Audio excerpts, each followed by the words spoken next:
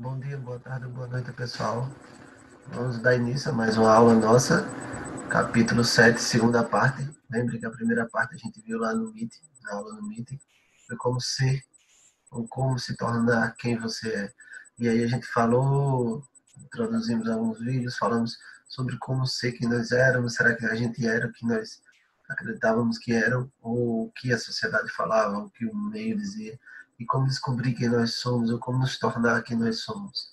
Então foi essa primeira discussão que nós tivemos lá no Meet. Agora na segunda parte, a gente fecha, nós vamos fechar o restante do livro, a mesma ideia, só que agora a gente vai ver como seria ou como é esses seres, ou como se tornar quem você é, para Foucault, Sócrates, Agostinho e Nietzsche. Vamos focar nessas quatro figuras. Nietzsche e o grande estilo. Uma das coisas que é bem complicada é você falar da ética para Nietzsche.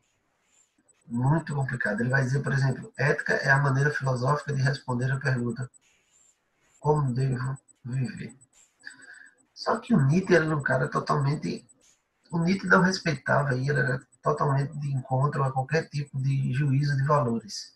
Então ele não aceitava nenhum tipo de juízo de valor. E se a gente partir do pressuposto que, filosoficamente, a ética, ela nada mais nada menos é do que uma reflexão dos hábitos, ou seja, ela é uma reflexão, uma sistematização, ela vai refletir, vai sistematizar, vai filosofar sobre as suas ações humanas. E aí, ao mesmo tempo, essas ações humanas, elas são padronizadas, elas têm um conceito, ou um conceito social, uma organização familiar, um meio cultural, ou seja, são os hábitos, as coisas, as habilidades do dia a dia. E para isso tudo, para Nietzsche, ele vai negar. Então, é complicado você pegar uma ética para Nietzsche. Tem um conceito de ética para Nietzsche. Ao mesmo tempo que ele é contraditório, ele diz que a ética é como vale dizer como você deve viver. E como seria esse dever viver para Nietzsche? O que é o dever viver para Nietzsche? Ele vai dizer que esse filósofo vai seguir a seguinte coisa. Ele rejeita toda a pretensão de uma moral e as teorias universais, objetivas e verdadeiras.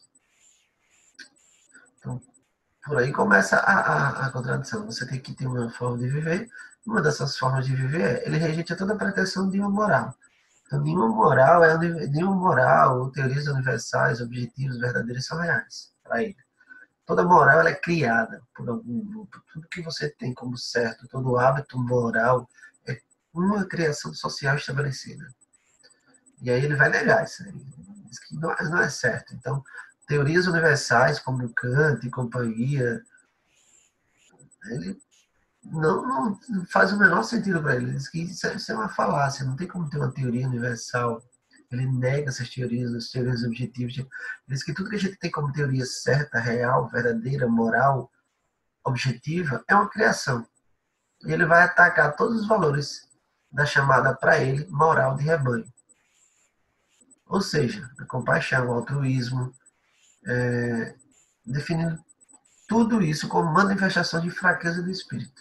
Então ele vai dizer que o altruísmo, a compaixão, a bondade, isso são fraquezas de espírito humano. O homem tem que ter aquele sentido de poder, tem que ter o sentimento de poder. Esse sentimento de poder não pode estar amarrado a essas condições criadas moralmente, essas condições criadas socialmente. Então perceba, para ele a moral, a compaixão, o altruísmo são coisas criadas socialmente.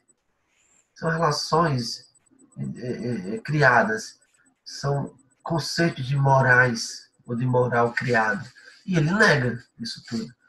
Ou seja, Nietzsche é completamente crítico a qualquer noção de ideal. Nenhum ideal ele vai defender.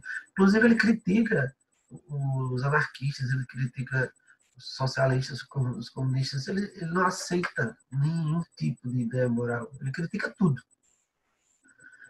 Ele vai dizer a seguinte coisa: se os juízos de valores são reflexões das fraquezas, como pensar em uma ética? Aí ele vai dizer a seguinte coisa: uma das explicações de Nietzsche para esse pensamento ético, se aqui podem dizer assim para ele, vai ser duas forças vitais: as forças reativas e as forças ativas. Ele vai dizer que as forças reativas são aquelas ligadas à filosofia, à lógica, ciências positivistas, buscando uma verdade objetiva e imutável. As forças ativas são aquelas ligadas à arte e sensibilidade, que criam valores sem a necessidade de demonstração lógica, científica ou filosófica. Então, assim, ele vai dizer que essas duas formas de controle que nós temos. Hoje a gente busca umas forças, a gente é levado a umas forças ativas que são ligadas à lógica, à filosofia, às ciências, aí ciência positivista porque era o que estava em alta até hoje, nós temos ciência positivista, buscando uma verdade objetiva e imutável, ou a gente parte para um ideário, uma ideia de moral ligadas à arte e à acessibilidade, que criam os valores sem necessidade de comprovação lógica, científica, universal. A gente acredita porque simplesmente quer. E aí a pergunta, como se deve viver a vida? A gente vai dizer a seguinte coisa, por meio de uma grande arquitetura capaz de harmonizar e hierarquizar as forças vitais ativas e reativas, racionais e passionais.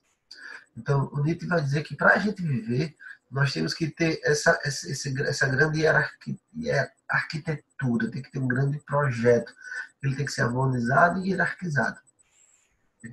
Existe uma harmonia entre eles e poderes entre eles, para que dessa forma a gente tenha um equilíbrio entre as forças vitais ativas e reativas, racionais e passionais. Então, é assim que ele vai dizer que o ser humano tem que viver. Ou seja, para Nietzsche, toda civilização é constituída por forças mais ou menos conciliáveis. Ele diz que toda a civilização dá para entrar no equilíbrio. E ele vai dizer, o que deve acontecer é entendimento entre essas forças. Então tem que ter um entendimento entre as forças ativas e as forças reativas. Ok?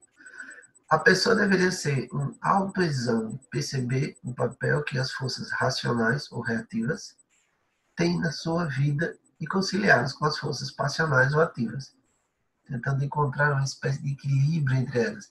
Então ele vai dizer que as pessoas têm que fazer um autoexame 24 horas para perceber quem você é, para perceber quais são as suas forças reativas ou suas forças racionais e qual a importância que ela tem na sua vida. A partir desse momento, você tentar conciliar essas forças com as suas forças passionais ou ativas. Ou seja, quando você encontrar essa espécie de equilíbrio entre elas, segundo Nietzsche, você está vivendo.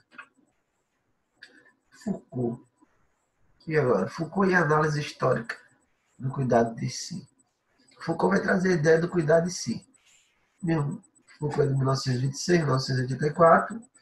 Ele vai dizer a seguinte coisa: nota-se que as diferenças tradicionais compreendiam a relação entre o sujeito e a verdade. Ele vai dizer que existe uma diferença de ver a sociedade no contexto moderno e no contexto antigo. É isso que ele está querendo dizer. Ele vai falar, por exemplo, que não é a mesma forma de identificar o sujeito agora na Idade Moderna, ou seja, na época que ele estava na Idade Moderna, e no período clássico. São formas distintas, são formas diferentes. Ele vai dizer, por exemplo, a tradição moderna se caracteriza por duas frentes. A primeira busca a verdade como uma reflexão sobre a essência e a natureza do sujeito. Um fundamento verdadeiro para o restante do conhecimento. Repetindo, a tradição moderna se caracteriza por duas frentes. Primeira frente, busca a verdade como uma reflexão, ou seja, o ser humano moderno está sempre buscando a verdade reflexiva sobre essa essência e a natureza do sujeito, sobre entender quem é o sujeito, o porquê do sujeito. E ele vai dizer que isso é um fundamento verdadeiro para o restante do conhecimento. Já a segunda tradição, ele vai dizer que se refere-se à prática da confissão. Ou seja, a confissão tem sua origem nos mosteiros cristãos e também na psicanálise de Freud, 1856 e 1939. A confissão, para esse grupo, tem como função exercer um poder sobre o sujeito. Então, perceba, as duas formas de cuidar de si, ele vai dizer que nessa tradição moderna a primeira, buscar a verdade como uma reflexão sobre a essência e a natureza do sujeito, ou seja, de você mesmo, e isso é um fundamento verdadeiro para ele. Se conhecer, o restante de conhecimentos. E ele diz que o sujeito busca essa verdade fundamentada em reflexões filosóficas, científicas e tal, ou o elemento, o sujeito, busca essa confissão através de esse entendimento de si através de confissões, seja ela na questão cristã, nos mosteiros e tal, ou numa psicanálise, você está confessando. E isso dá um poder. A confissão tem função de poder em cima dos sujeitos. Então, isso dá um poder aos sujeitos. Quando você está se confessando como padre, quando você está falando como psicólogo, dá um poder. Você está dando poder àquela pessoa. O Nietzsche também, o Foucault, aliás, também vai falar do termo chamado falar francamente. O que seria isso? Segundo ele, a necessidade de ser honesto consigo mesmo. Tratar-se de uma relação entre sujeito e verdade e está ligado à ideia de cuidado de si. Então ele diz que falar francamente é você ser honesto consigo. A gente já tem esse conceito de bicho, fala francamente e tal, e a gente já sabe que quando pede para mim falar francamente é falar a verdade, pelo menos para o outro. Então vai ser esse mesmo conceito. Ele vai dizer que nós temos a necessidade de ser honesto consigo mesmo, conosco. E tratar-se essa relação entre sujeito e verdade é que está ligada à ideia do cuidado de si. Então, quanto mais a gente tiver uma noção de ideia de realidade nossa, sujeito que nós somos e o que de fato acontece, o que nós somos, como eu penso, o que eu faço, quem sou eu nesse contexto, quanto mais próximo eu tiver de entender isso, mais eu tenho como cuidar de mim. Sócrates e Santo Agostinho, conheça a ti mesmo e o método da confissão. Sócrates, quando ele vai falar conheça a ti mesmo, por si só, isso já é tão batido na filosofia. A filosofia, quando ela começa, ela vai começar na busca do cosmos, do conhecimento da origem do mundo, aquela coisa toda. E aí o Sócrates vai dizer, a busca da verdade não começa com a busca dos grandes verdades universais. Primeiros princípios e bases metafísicas, aquela coisa toda epistemológica, cosmologia, cosmogonia, que eu já falei para vocês. Ele vai dizer que é preciso primeiro aprender e reconhecer a verdade na sua vida. Então, conheça-te a ti mesmo. Então, não adianta você querer abarcar um mundo de conhecimento, conhecer um monte de coisas, estudar um bocado de coisas, se você não conhece nem você mesmo. Segundo Sócrates, não tem sentido. E aí, continuando, ele vai dizer, para que isso ocorra é necessário sinceridade para consigo mesmo, conhecer a fundo a si mesmo, suas limitações, suas capacidades, para dizer no fim, eu sei quem eu sou. Então, conhecer a si mesmo é você conhecer tudo em relação a você, suas fraquezas, seus medos, seu desgosto, sua angústia, o que te tira do sério, o que te faz o que te faz perder a noção do tempo, o que te tira do teu eixo. Então perceba que o Sócrates vai trazer a ideia da maiêutica, ou seja, do parto do conhecimento, do questionar. Lembre que a ironia é o ato de estar questionando, perguntando, e a maiêutica é quando você pare para o conhecimento. É quando você nasce de fato depois do conhecimento. Pessoal, como eu disse, era só a segunda parte da aula. A gente fecha assim, dessa forma, no capítulo 7. Tchau, pessoal. Boa sorte, boa noite, bom dia, boa madrugada. Até a próxima. Beleza. Falou, povo. Tchau.